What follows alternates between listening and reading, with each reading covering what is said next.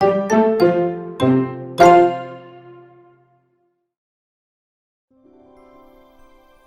Hood. Robin Hood and his merry men lived a long, long time ago. Their home was hidden away in a secret part of Sherwood Forest in England. This is a story about Robin Hood and the Golden Arrow. In those days, ordinary people sometimes lived hard lives, but Robin always made sure they had enough to eat and had warm clothes in the winter-time. The Sheriff of Nottingham was not a nice man. He made the poor people give him money, even when they didn't have very much to give. Good old Robin used to trick the sheriff. It made the sheriff very angry. He wanted to put Robin in prison, but he could never catch him. In this story, the sheriff thinks he has a clever plan to capture Robin. One evening, the sheriff was talking to his friend, the abbot. In those days, many people loved a sport called archery. Firing arrows at targets was very popular. The sheriff said, "What if we hold a competition to find out who is the best archer in the country?" The abbot said, "Robin is the finest archer in the land, but he's very clever, and he might think it's a trap." "When Robin hears about the prize, I just know he will be there," said the sheriff. "What is the prize?" asked the abbot. "An arrow," said the sheriff. "That's not much of a prize," said the abbot.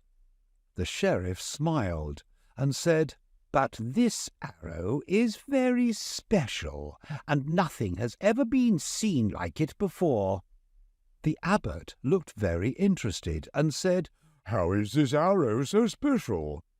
"It is made of white gold, and the tip and feathers are pure yellow gold." "How clever you are," said the abbot. Sheriff ordered a grand archery contest to be held on the field outside the city walls. When Robin heard about the contest, he thought it would be brilliant to claim the prize from the sheriff himself. The very idea made him giggle. The people of Nottingham knew that the sheriff had never been able to catch Robin. Robin blew his horn to call his merry men to meet at the oldest tree in the forest. He said, "Men, next week we will go to Nottingham and take part in the sheriff's archery match. I really want to bring that golden arrow back to our forest." The merry men thought that would be a very good idea. One of the merry men was a great big man. He was like a jolly giant, with a huge smile on his face. You won't believe it, but his name was Little John. He said, "We can sell the arrow and give the poor people money, so they can buy firewood for the winter." On the day of the grand contest, Robin and over 100 merry men gathered on the field. Robin ordered that just he and the 5 best shots in his band would take part in the match. The merry men crowded around so that Robin would not be recognized, and he wore a hood over his head so that no one could see his face. Little John, Much the miller's son, and Will Scarlet stepped forward to aim their bows. Their aims were good, and they all hit the target. Then it was Robin's turn. The sheriff watched from his chair. He recognized Robin right away from the way he walked. He said to himself, "I knew he would come. Soon he will take his prize, and I shall have mine." Some long sticks were stuck upright in the ground, and they were very hard to hit with an arrow. But Robin split the first one right down the middle with his first shot. Nobody else could aim an arrow like Robin. He had won the contest. Robin went up to the sheriff to claim his prize. With a great big smile on his face, he held the golden arrow above his head. Then a horn sounded, and the sheriff's men rushed at Robin. Suddenly, every one of the 100 merry men appeared out of the crowd. They held up their bows and arrows and aimed them at the sheriff's men.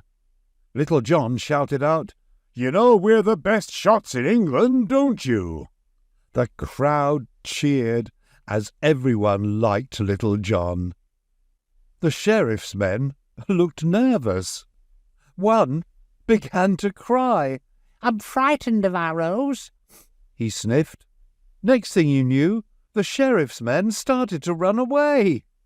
The sheriff was really angry. He stood up and shouted, "I'll catch you next time, you'll see." Robin and his saw the sheriff was so angry his face had turned red. Little John shouted out, "Look, everyone! The Sheriff of Nottingham looks like a tomato!" The whole crowd started laughing their heads off, and that made the sheriff even angrier. And the angrier he got, the more the crowd laughed.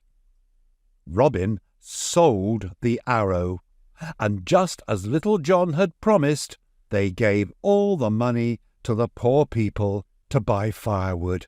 And that's the story of Robin Hood and the Golden Arrow. The end.